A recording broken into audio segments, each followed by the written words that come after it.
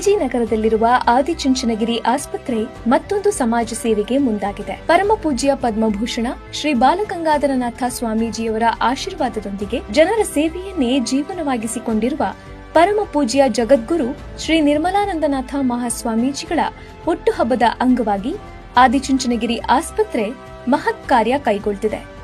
ಆದಿಚುಂಚನಗಿರಿ ಆಸ್ಪತ್ರೆಯಲ್ಲಿ ಜುಲೈ ತಿಂಗಳ 10ನೇ ತಾರೀಕಿನಿಂದ 20ನೇ ತಾರೀಕಿನವರೆಗೂ ಉಚಿತ ಕೃತಕ ಕೈ ಮತ್ತು ಕಾಲು ಜೋಡಣಾ ಶಿಬಿರ ಹಮ್ಮಿಕೊಳ್ಳಲಾಗಿದೆ. 2023ರಲ್ಲೂ ಈ ಪುಣ್ಯದ ಕಾರ್ಯ ಕೈಗೊಳ್ಳಲಾಗಿತ್ತು.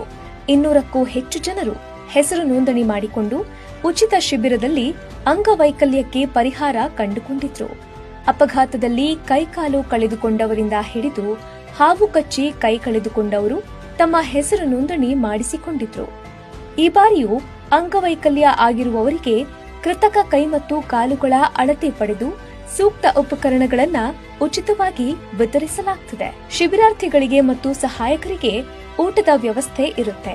ಜೊತೆಗೆ ಜನರಲ್ ವಾರ್ಡ್ ಔಷಧೋಪಚಾರ ಉಚಿತವಾಗಿರುತ್ತೆ. ಇಲ್ಲಿರುವ ಮೊಬೈಲ್ ಸಂಖ್ಯೆಗೆ ಸಂಪರ್ಕಿಸಿ ವಿಕಲಚೇತನರು ತಮ್ಮ ಹೆಸರು ನೋಂದಾಯಿಸಿಕೊಂಡು ಇದರ ಸದುಪಯೋಗ ಪಡೆದುಕೊಳ್ಳಿ.